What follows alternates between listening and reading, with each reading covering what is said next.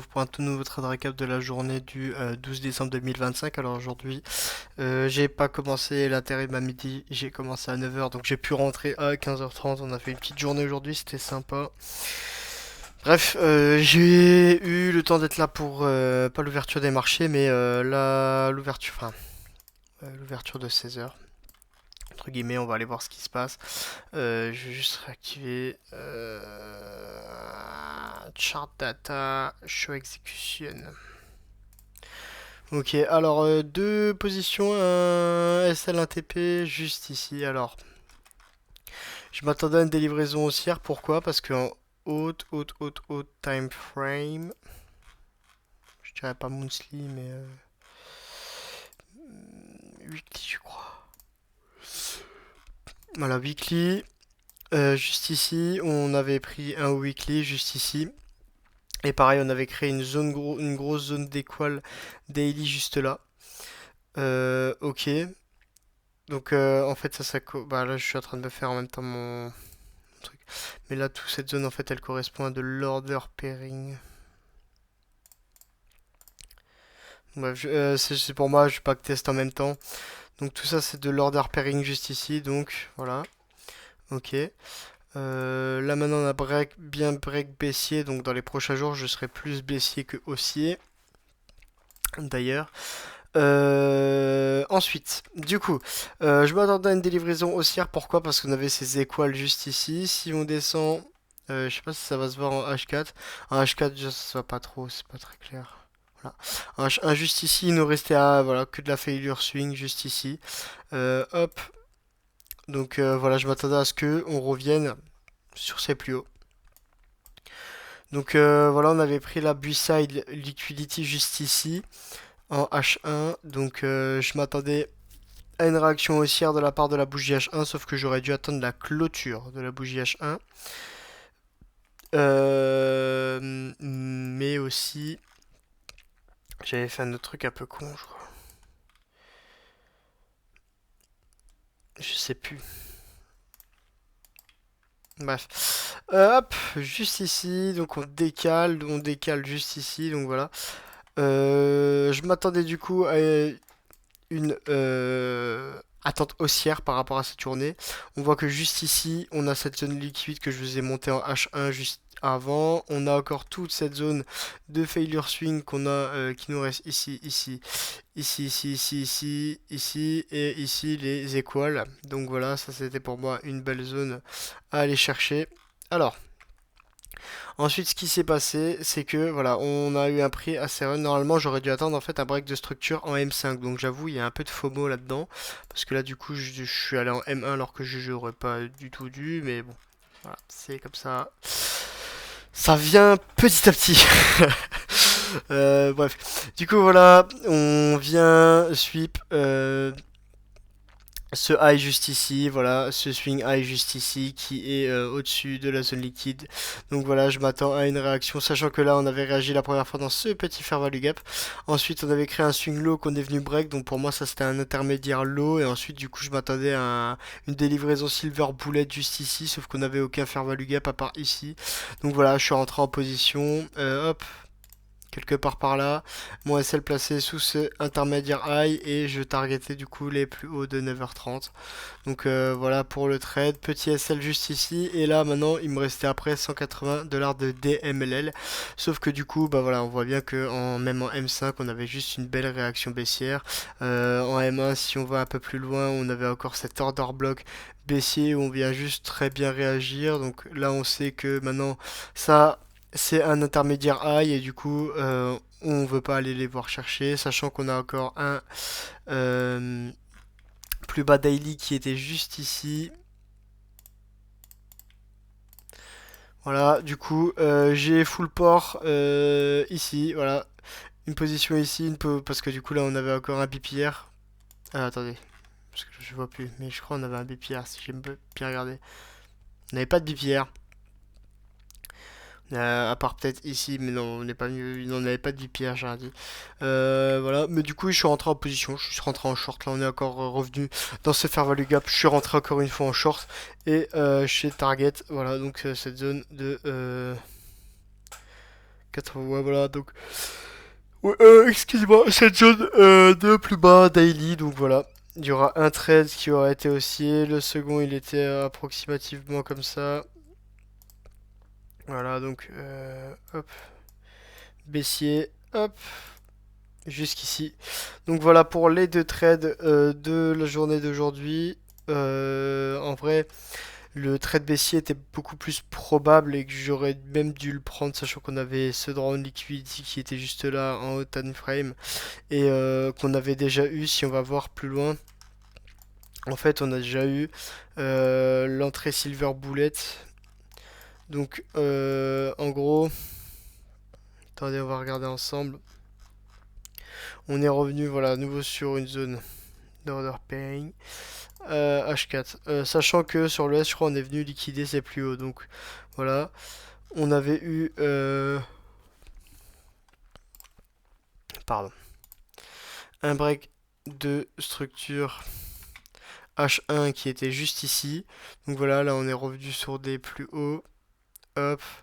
Intermédiaire high, ici on revient, et ici on revient dans le modèle Silver Bullet, on revient dans un fair value gap, donc on crée deux short term, voilà, juste ici, à savoir que lui c'est le long terme, donc on a intermédiaire, short term, intermédiaire, donc là maintenant on s'attend à la délivraison Silver Bullet, donc en H1 qui était juste sur cette zone de fair value gap, hop, et quand on revient en M5, quand on vient dans cette zone, là on voit que pareil, on a nouveau toute cette zone. Hop, original consolidation, consolidation 1, 2, ici on revient, on break la structure, on revient parfaitement dans un fair value gap. Hop, si on voulait rentrer, donc on pouvait soit rentrer ici, à l'ouverture des marchés, voilà. Donc sur ce fair value gap, après le break de structure toujours, c'est important. Donc là, ce refil là, ici on s'en foutait parce qu'on n'avait pas break la structure. Donc ici on aurait pu rentrer jusqu'à ce plus bas, voilà, donc cette étoile qu'on aurait pu target, ou cette zone daily qu'on aurait pu target encore une fois, qui aurait fait un très beau trade, ou on aurait pu rentrer tout simplement sur cette zone d'order block, donc juste ici, voilà. Voilà, là on vient, on refile l'order block, hop, on rentre, et pareil, ça nous fait encore un 5R, ou un 2R qui était juste ici, donc voilà, évidemment short aujourd'hui. Pareil pour les prochaines semaines, vu qu'on vient de sweep, vu qu'on vient de break un plus bas daily et qu'on était dans une zone weekly juste ici. Donc voilà, un fond de l'order pairing juste ici. On vient de réagir à la baisse. En plus, c'était assez flagrant. Pourquoi? Parce qu'on a eu cette ouverture de marché ici avec un gap baissier. Donc on s'attendait vraiment à avoir une baisse aujourd'hui. Malgré la failure swing qui est restée ici, il nous reste quand même pas mal de liquide ici. Et en plus, le Nasdaq était vachement faible comparé à l'ES. Voilà, donc là on a toute la failure swing H4 qu'on peut aller chercher, donc il y en a beaucoup quoi. Et là on arrive sur un plus bas daily, donc c'est aussi un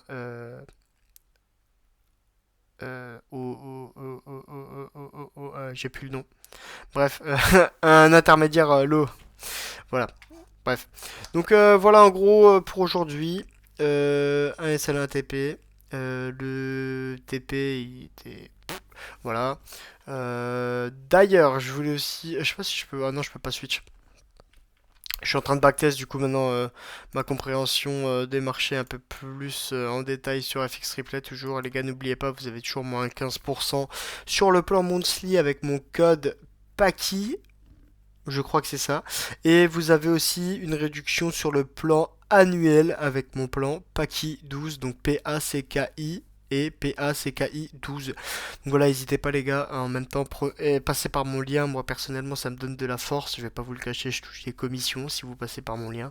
Donc voilà, ça pourrait m'aider aussi à vivre un peu de ma passion et des réseaux sociaux et de tout ce que je fais à côté.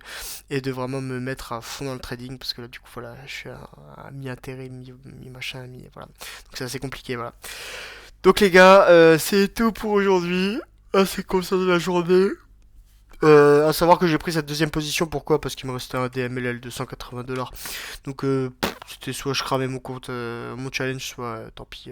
Enfin, soit Soit je cramais mon challenge, soit voilà, je TP. Donc voilà, j'ai TP. Mais ouais, dans tous les cas, voilà, au pire, j'en aurais racheté un parce qu'avec 180 $ de DMLL, je t'avoue, ça me fait un peu chier. Donc voilà pour aujourd'hui. Assez content de ce qui s'est passé. On a une belle délivraison. Donc voilà, pour les prochains jours, du coup, je reste baissier, baissier, baissier, baissier. Enfin, pour la semaine prochaine, du coup, lundi sans nouvelles. D'ailleurs, si je dis pas de conneries, on va juste vérifier ensemble. Lundi sans nouvelles la semaine prochaine, donc. Je crois, hein. Ah non, lundi il y a des nouvelles la semaine prochaine, donc voilà, on s'attend à une journée haussière. Mardi, taux de chômage. Donc voilà, là je m'attends pas à une délivraison baissière. Mercredi, ça sera une bonne journée pour trade, je pense. Jeudi, CPI. Excusez-moi, toujours en tentative, bien sûr. Et le. Ouais. Donc voilà, on va voir. Lundi haussier, mardi, mercredi baissier par rapport au PO3 weekly. Et on va voir ce que ça donne, hein. Donc voilà. Les gars, bah sur ce, je vous fais des gros bisous. Je vais continuer à backtest. Voilà. Je vais prendre ma douche aussi parce que du coup, je suis rentré du boulot, je suis direct allé sur mon PC. Je vais prendre ma douche, je vais continuer à backtest. Voilà, il y a que ça devrait. Et on va essayer d'augmenter un peu le win rate. D'ailleurs, je peux pas vous montrer mon écran. Je vais vous dire, je crois que je suis à 50% de win rate, un truc comme ça. Attendez, on va avoir juste regarder ça tout de suite. Vous le voyez pas, hein, mais vous le voyez pas. Je suis en train de regarder pour vous sur mon autre écran, juste ici, analytique. Forcément, quand je vais vous montrer, ça paraît. Hum, hum, hum, hum, hum.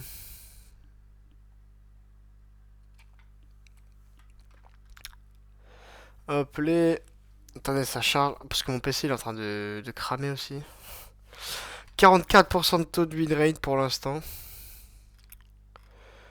Avec un R moyen de 1,54. Il me propose un RR moyen idéal de 5,28. Je sais pas si je devrais vraiment les écouter. Voilà. Ouais, R moyen, gain moyen 1,49%. Durée moyenne 2h33 de position. 22% de win rate le mercredi, 37% de win rate le mardi. Par contre, 50% de win rate le lundi. Mardi, mercredi, 66 et 57% de win rate. Donc, est-ce que je devrais boycott le mercredi? Je pense. Voilà. Pour l'instant, plus 5,40% sur 1, 2, 3, 4, 5 mois. Un premier mois à 2,05, un deuxième mois à 3,89, un troisième mois à moins 2,07%, un troisième mois à moins 1%, et un quatrième mois à moins 1%, et un cinquième mois à plus 2,53%. Donc voilà, dans l'idée, on reste pas non plus dégueu. On fait les choses bien et ça viendra un jour à l'autre. Voilà, ça viendra, j'ai pas trop d'inquiétude. Donc voilà, j'ai tout dit pour aujourd'hui. Oh, je suis désolé. Du coup voilà, on va voir ce que ça dit mardi. Bien sûr, je traderai pas le taux de chômage parce que c'est, je trouve, beaucoup trop volatile. Je traite du coup les annonces économiques, mais le taux de chômage, je trouve ça excessif. Donc voilà, si il sort et que les marchés sont pas trop impactés, pourquoi pas. Sinon, tant pis. Tant pis, tant pis. Je traînerai mercredi. Voilà, si j'ai tout dit, on a tout parlé. Donc voilà les gars, moi je vous fais des gros bisous et on se dit bah bye bye pour le prochain trade récap.